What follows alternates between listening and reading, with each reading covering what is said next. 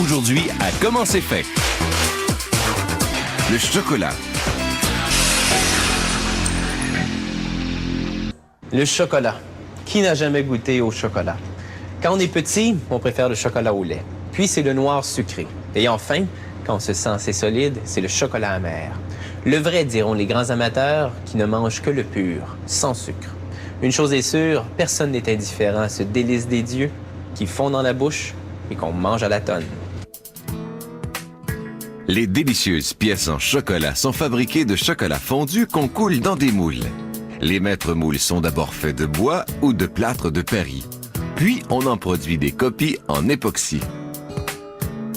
Pour devenir flexibles et leur donner la forme désirée, les feuilles d'époxy sont d'abord chauffées à 177 degrés Celsius. Puis, la feuille d'époxy est placée sur les moules. La feuille est chauffée, puis elle est soulevée. Ensuite, par un système de vacuum. Elle adhère parfaitement aux formes des moules.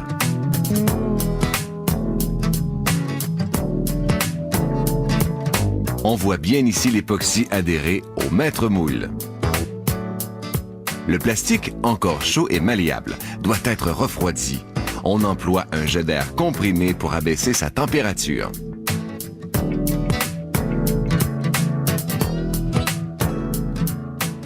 On inspecte visuellement le moule pour s'assurer de sa qualité. On passe maintenant au chocolat. Ces plaques de chocolat pur proviennent des États-Unis. Cette fondeuse, dont les parois sont alimentées en eau bouillante, est semblable à un bain-marie et fait fondre 1500 kg de chocolat en 12 heures à la température de 40 degrés Celsius. Les moules en plastique, prêts à être remplis, sont placés sur un convoyeur. Le remplissage s'effectue automatiquement. Le chocolat liquide coule directement dans les moules. Cette machine confectionne 400 cœurs à la minute. Les cœurs seront remplis de cette ganache faite de chocolat, de crème et de café qui est brassée durant quelques minutes. Les moules voyagent sur ce convoyeur de 9 étages. Il faut 20 minutes pour que le chocolat fige. Bien durcis, les cœurs arrivent à la démouleuse. Elle tourne les moules et une baguette frappe délicatement dessus pour faire tomber les chocolats sans les briser. Les chocolats tombent sur une plaque. Dès qu'ils sont vides, les moules retournent au début de la chaîne pour être remplis de nouveau.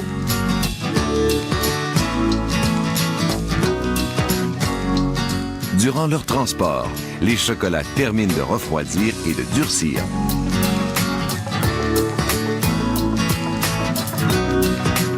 On se prépare maintenant à l'emballage. L'emballage dépend des exigences des clients. Le chocolat peut être vendu en vrac ou bien mis en boîte. Ici, 185 cœurs sont placés dans chaque boîte. Tout comme le chocolat pur, le chocolat blanc arrive par plaque avant d'être fondu. Le chocolat au lait est souvent livré sous forme de petites pastilles de 3 cm de diamètre. Certaines pièces sont vides. Il faut les fabriquer en 2 moitiés. Ici, ces oursons nécessitent une décoration spéciale, appliquée à la main avant la coulée du chocolat liquide. Cette décoration est faite de chocolat blanc auquel on a ajouté un colorant.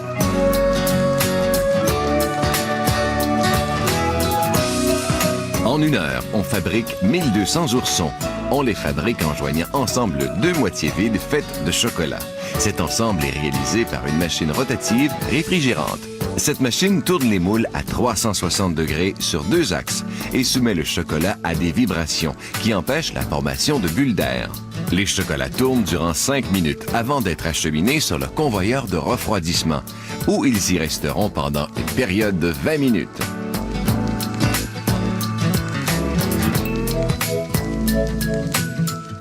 Ils sont prêts. À cette étape, on démoule les oursons qui partiront pour l'emballage.